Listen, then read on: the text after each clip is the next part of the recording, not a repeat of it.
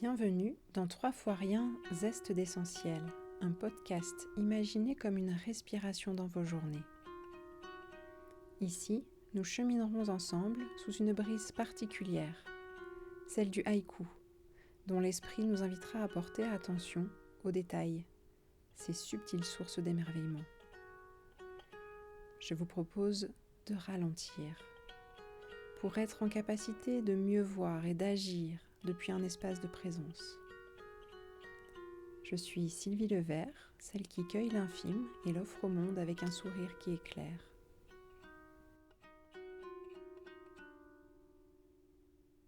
Chaque épisode se fait zeste, un concentré de vitamines pour plus d'élan dans votre quotidien. J'espère que vous y trouverez une impulsion poétique, fertile, essentielle. Bienvenue à vous qui écoutez pour ressentir et non pour remplir. Aujourd'hui, j'avais envie de vous parler spécifiquement du haïku, ce micro-poème originaire du Japon qui infuse chaque épisode de ce podcast. L'idée n'est pas de vous en donner une définition ou de vous abreuver de théories, mais de partager ce que cette forme de poésie minimaliste ouvre en moi. Le haïku, c'est un instant à rencontrer, un souffle qui accueille ce qui passe. Je vous propose un cheminement façon Jinko, une flânerie pour sentir comment ces 17 syllabes, réparties en 3 vers, peuvent créer un cercle vertueux dans notre manière de regarder le monde.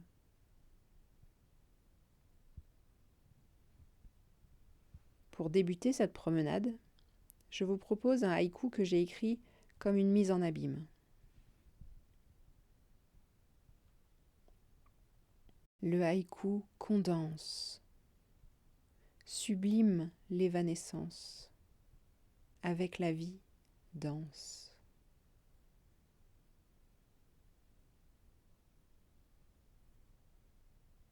Et si le haïku n'était pas juste un tout petit poème, mais permettait un changement de posture intérieure? Comment 17 syllabes peuvent-elles transformer notre manière d'habiter le monde?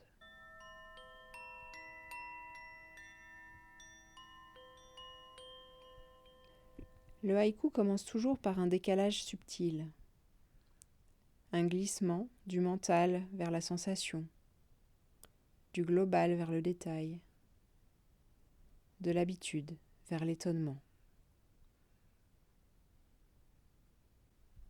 Il ne s'agit pas de comprendre le monde, mais de le rencontrer.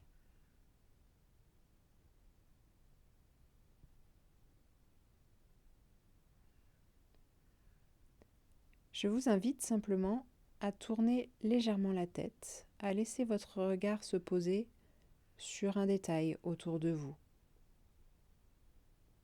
Une lumière ou une ombre, une couleur, un objet. Rien d'extraordinaire, juste ce qui est là.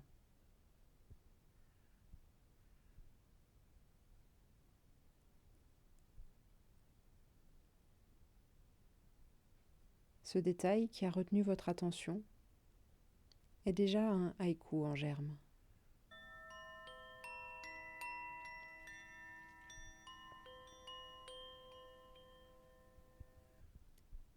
Quand j'anime un atelier haïku, nous partons d'abord en balade. Un petit panier à la main, un carnet si l'on veut noter,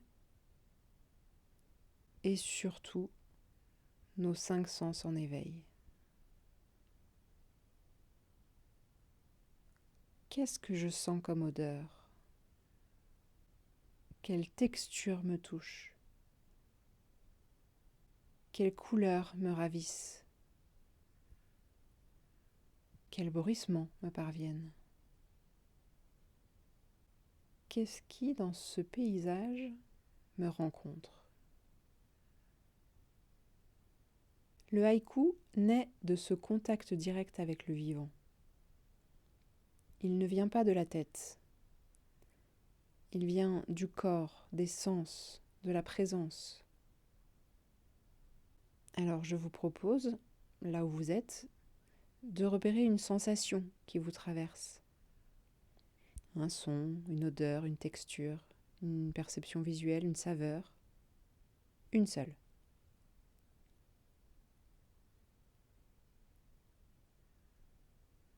Laissez-la infuser en vous. Sentez les vibrations de cette sensation. De la même façon qu'un gong viendrait résonner.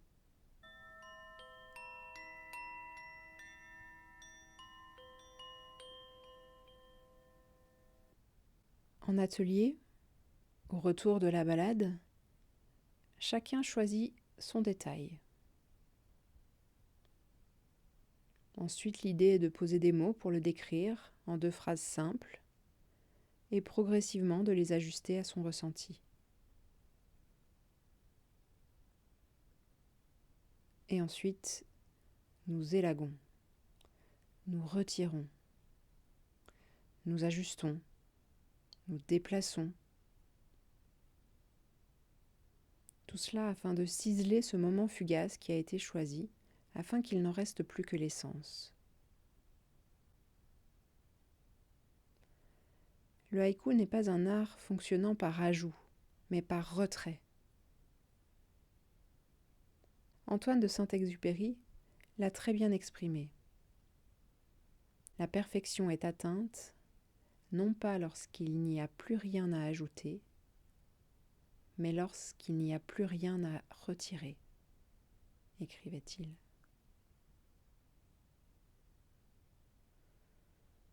Si par perfection il entend l'essence, alors je suis pleinement d'accord. Car la perfection lisse, symétrique, académique, celle-ci ne m'attire pas. La nature, elle, est magnifiquement imparfaite. Et nous aussi. Et c'est cela qui permet la diversité et donc l'extrême richesse du vivant, il me semble. Le haïku, en tout cas, désencombre. Moins de mots, moins d'intellect, moins d'attachement, pour laisser apparaître l'essentiel à travers ces non-dits.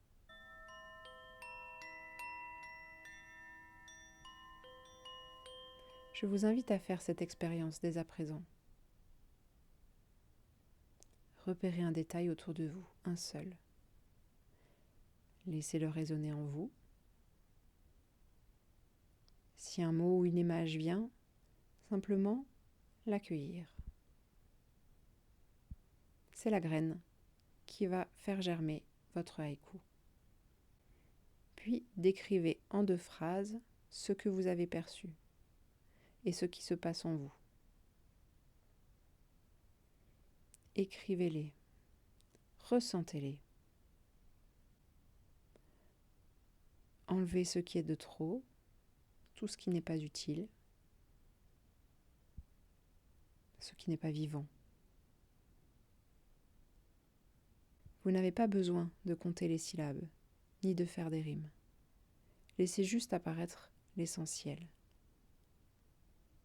Je vous laisse en musique, ou si vous préférez, vous pouvez faire pause, et je vous retrouve juste après.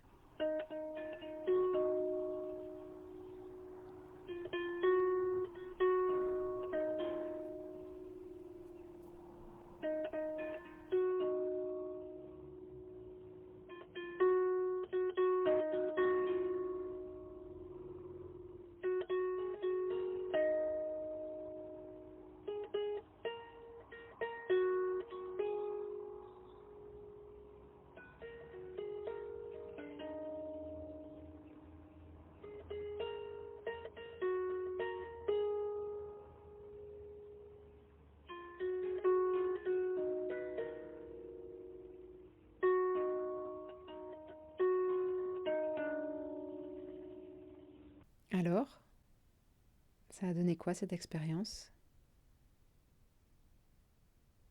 Il est possible que vous vous sentiez plus léger à l'issue de cette gestuelle d'élagage.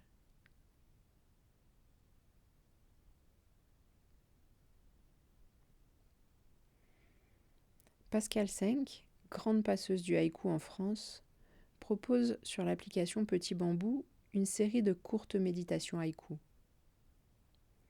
C'est une autre façon de laisser le haïku nous toucher et que je vous recommande. Par ailleurs, dans sa préface du livre de Vincent Brochard, L'art du haïku pour une philosophie de l'instant, elle rappelle combien nous gagnerions à épurer nos vies, à revenir à l'essentiel, à laisser le dépouillement nous ramener à une forme de fraîcheur intérieure.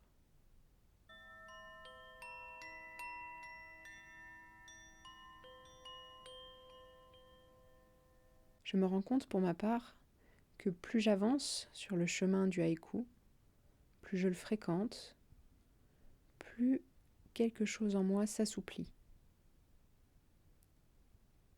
Au début, j'écrivais pour saisir un instant. Aujourd'hui, j'écris pour être saisi par lui. Le haïku m'apprend à regarder autrement, à laisser tomber ce qui encombre, à revenir à ce qui vibre, à accueillir ce qui passe sans vouloir le retenir.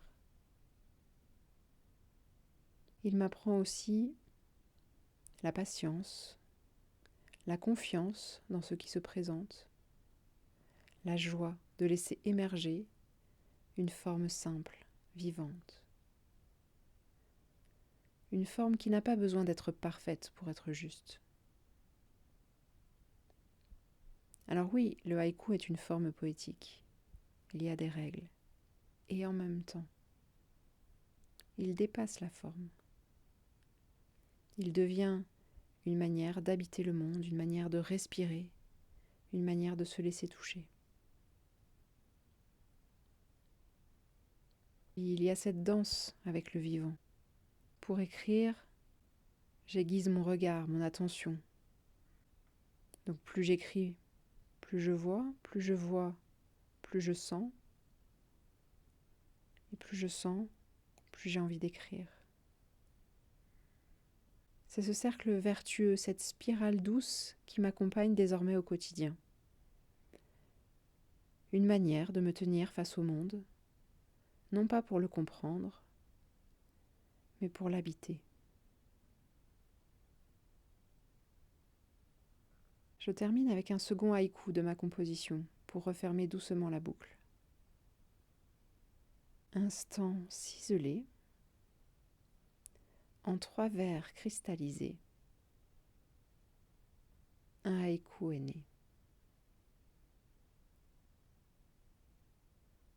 Sur ces quelques mots, je vous souhaite une journée légère et vivante.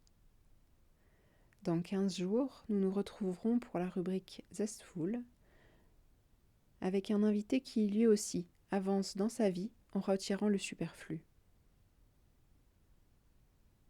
Je ne vous en dis pas plus. Créativement vôtre. Merci d'avoir écouté 3 fois rien, zeste d'essentiel. La musique à la lyre qui ouvre et referme chaque épisode a été composée par ma sœur Natacha. Un grand merci à elle pour cette offrande sonore. Si ce podcast vous touche, pensez à le noter, à vous abonner ou à le partager. Vous contribuerez ainsi à faire rayonner l'émerveillement. Vous pouvez aussi me retrouver sur le site www.sylvielevert.fr pour prolonger le voyage. Une autre ressource douce à tester si les yo-yo émotionnels, les ruminations ou les réactions disproportionnées vous gâchent un peu trop souvent la vie. La Rescue Box de l'Orcusa, testée et appréciée.